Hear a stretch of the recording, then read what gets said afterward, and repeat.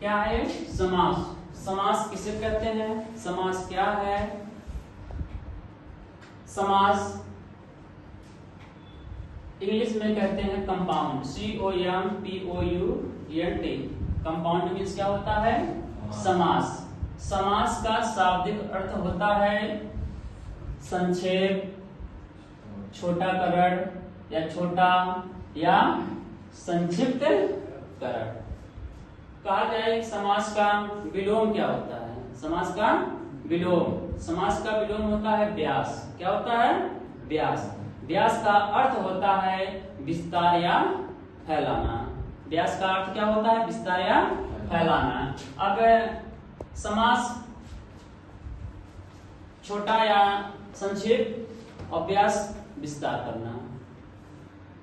पूछा जाता है कि समास का विलोम, तो समास का विलोम क्या होता है? व्यास। व्यास का अर्थ होता है विस्तार या फैलाना। अब समास की परिभाषा, दो या दो से अधिक शब्दों के मेल से जो एक नया सार्थक शब्द बनता है तो उसे समास कहते हैं। दूसरा नियम फिर देखिए, दो या दो से अधिक, दो या दो से अधिक योग को समास कहते हैं, या दो या दो से अधिक शब्दों के योग को समास कहते हैं। देखिए थोड़ा सा हम यहाँ हेडिंग में लिखवा दिए हैं, समास और संधि में अंतर। समास क्या होता है और संधि क्या होता है, इसमें अंतर क्या होता है? तो समास में ये क्या होता है कि इनमें या इसमें दो पदों का योग होता है। कितने पदों का योग होता है? दो पदों का योग होता है। और संधि में क्या होता है कि इसमें दो वर्णों का मेल होता है। इसमें पद का मेल होता है, इसमें वर्णों का मेल होता है। अब समास में देखिए दूसरा, इसमें मेल और विकार का कोई अर्थ नहीं होता है। किसमें? समास में। पर विग्रह में इनमें दो वर्णों के मेल और विकार की संभावना रहती है। फिर तीसरा देखिए, समास को विभाजित, समास को विभाजित करने को विग्रह कहते हैं। क्या कहते हैं? विग्रह कहते हैं। अब विग्रह क्या होता है?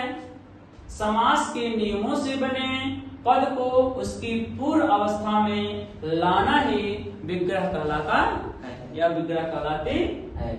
अब देखिए संधि क्या है? संधि को विभाजित करने को विच्छेद कहते हैं। यानी समास में विग्रह होता है और देखिए संधि में विच्छेद होता है। दोनों में अंतर है कि नहीं? कह दिया जाए कि समास और संधि में अंतर, तो समास को विभाजित करने को विग्रह कहते हैं और संधि को विभाजित करने को विच्छेद कहते हैं। तो विच्छेद क्या होता है? विच्छेद किसे कहते हैं? किसी वस्तु, शब्द या संबंध को दो या अधिक भागों में काटना, अलग करना या विभाजित करना ही विच्छेद कहलाती है या विच्छेद कहलाता है। अब समास में क्या है कि समास संस्कृत, तत्सम, हिंदी, उर्दू हर प्रकार के पदों में होता है। पर संधि में क्या होता है कि हिंदी में संधि तत्सम पदों में होता है। सिर्फ इसमें क्या है? तत्सम, हिंदी में संधि तत्सम पदों में होती है। पर समास संस्कृत में भी, देखिए संस्कृत, तत्सम, हिंदी, उर्दू हर प्रकार के पदों में होता है। पर हिंदी में यानी संधि में क्या कहता है कि हिंदी में संधि तत्सम पदों में होती है। अब समस्त पद क्या है? कहते हैं समस्त पद क्या होता है कि समस्त पद समास के नियमों के बने पदों के समस्त पद या सामासिक पद कहते हैं। हिंदी में समस्त पद कहते हैं और संस्कृत में वही उसी को हम क्या कहते हैं? समासिक पद। समझ में आ गया ना? अब क्या है कि समास रचना में प्रायः दो पद होते हैं। समास रचना में प्रायः दो पद होते हैं। कौन कौन से वो दो पद हैं? पूर्व पद और एक उत्तर पद। पूर्व पद को हम प्रथम पद कहते हैं और उत्तर पद को द्वितीय पद कहते हैं। अब विग्रह क्या होता है कि समास के नियमों से बने पद को उसकी पूर्व अवस्था में लाना ही विग्रह कहलाती है। फिर से देखिए, विग्रह समास के नियमों से बने पद को उसकी पूर्व अवस्था या पहले की अवस्था में लाना ही विग्रह कहलाती है। अब समास के भेद या प्रकार। समास के कितने भेद होते हैं? तो समास के 6 भेद होते हैं। कितने भेद होते हैं? 6 भेद होते हैं। समास के 6 भेद होते हैं। जैसे कि अव्ययी भाव समास, दूसरा है तत्पुरुष समास, तीसरा है कर्मधारय समास, चौथा द्विगु समास, पांचवा द्वंद्व समास और छठा क्या है? बहुब्रीहि समास।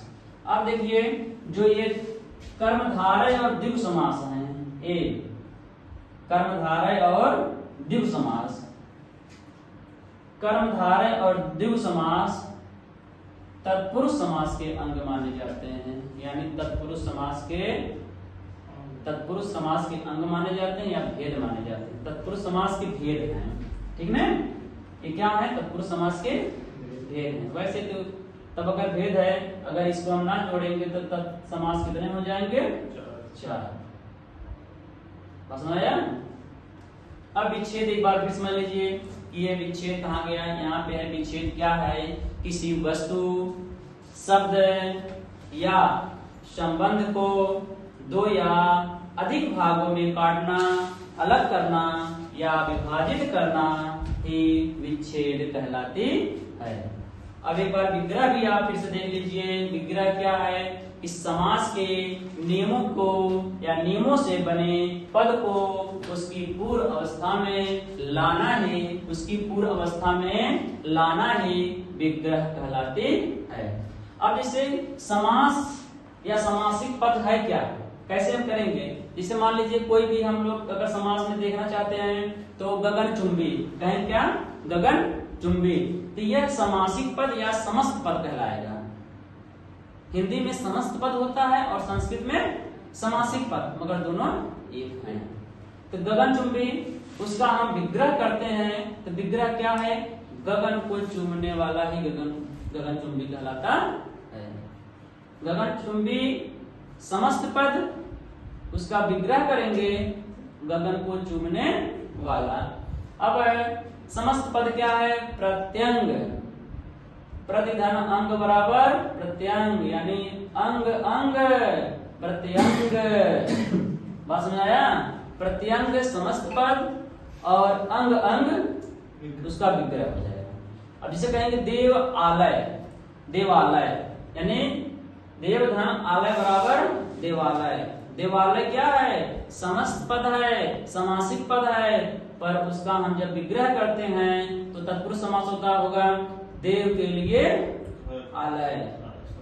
अब नीलांबर है, नीलांबर समस्त पद है, तो नीला है अंबर, नीला है जो अंबर, नीलांबर। समझ में आया? अब आप लोग हेडिंग लिखेंगे पहले अव्ययी भाव समास।